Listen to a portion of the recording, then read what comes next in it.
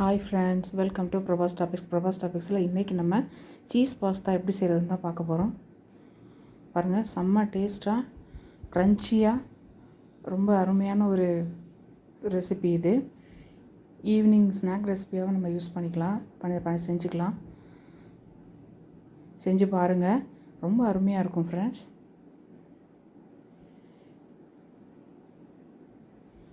கடைகளில் ஹோட்டலில் தான் சாப்பிட்ணுன்னு இல்லை, வீட்லேயே நம்ம ஹெல்த்தியாக பண்ணி கொடுக்கலாம். வாங்க, இதுக்கு என்ன தேவைன்னு பார்க்கலாம். ஃபஸ்ட்டு ஒரு மக்ரோனி எடுத்துக்கலாம். இந்த மாதிரி டைப்பில் எடுத்துக்கலாம், இல்லை இது தவிர வேறு நிறைய டைப்லேயும் இருக்குது. ஸோ அதை எடுத்துக்கலாம். ஒரு பேனில் தண்ணி ஹீட் பண்ணுறோம். 1.5 கப்பு தண்ணி சேர்த்துக்கிறேன். கொஞ்சம் சால்ட் சேர்க்குறோம். கொஞ்சம் ஆயில் சேர்த்துக்கிறோம், ஒட்டாமல் இருக்கிறதுக்காக. தண்ணி நல்லா கொதிச்சிருச்சு. இப்போது நம்ம பாஸ்தாவை சேர்த்துடலாம். இந்த பாஸ்தா நிறைய டைப்பில் கிடைக்கிது, வேறு டிசைனில் அந்த மாதிரிலாம் கிடைக்கிது. நமக்கு எது தேவையோ அது மாதிரி வாங்கிக்கலாம். ஒரு 7-8 நிமிஷம் வரைக்கும் ஆகும் இது வர்றதுக்கு. இப்போது நல்லா வெந்துருச்சு. செக் பண்ணி பார்த்திங்கன்னா கொஞ்சம் லைட்டாக அமுங்கும்.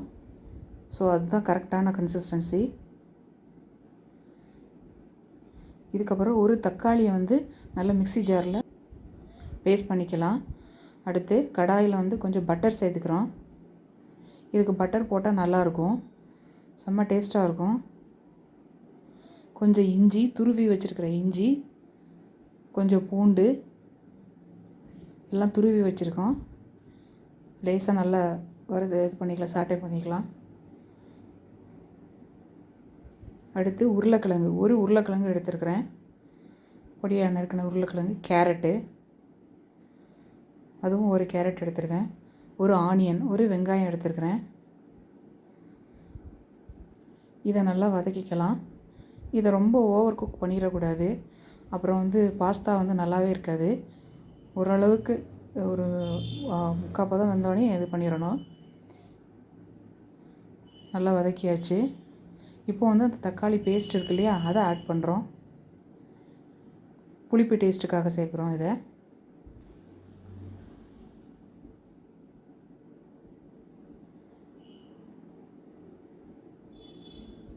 தண்ணி நிறைய சேர்த்துறாதீங்க, ஒரு மாதிரி ஆயிரும்.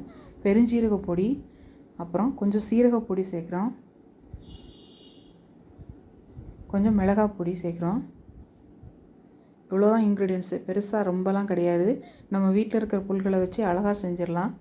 தண்ணி ரொம்ப சேர்த்துறாதீங்க, ஏன்னா ஆல்ரெடி அந்த தக்காளியே கொஞ்சம் ஜூஸாக இருக்கிறனால அதிலே ஓரளவுக்கு வெந்து வந்துடும். இப்போது தேவையான அளவு உப்பு சேர்த்துக்கிறோம். நல்லா வெந்துருச்சு. அந்த தண்ணியே பாருங்கள், எவ்வளோ தண்ணி விட்ட மாதிரி இருக்குது. இப்போ நம்ம அந்த பாஸ்தாவை ரெடி பண்ணி வச்சுருக்கோம் இல்லையா, அதை இப்போ இதில் சேர்க்குறோம். பாருங்கள், இது ஒட்டவே இல்லை, நல்லா வந்திருக்கு பாருங்கள் பாஸ்தா. பாத்திரம் மாற்றிக்கிட்டேன், அது கொஞ்சம் கம்மியாக இருந்தனால. அவ்வளோதான் ஃப்ரெண்ட்ஸ், ரெடி ஆகிட்டுருக்குது நம்மளுடைய பாஸ்தா, சீஸ் பாஸ்தா. நல்லா மிக்ஸ் பண்ணியாச்சு.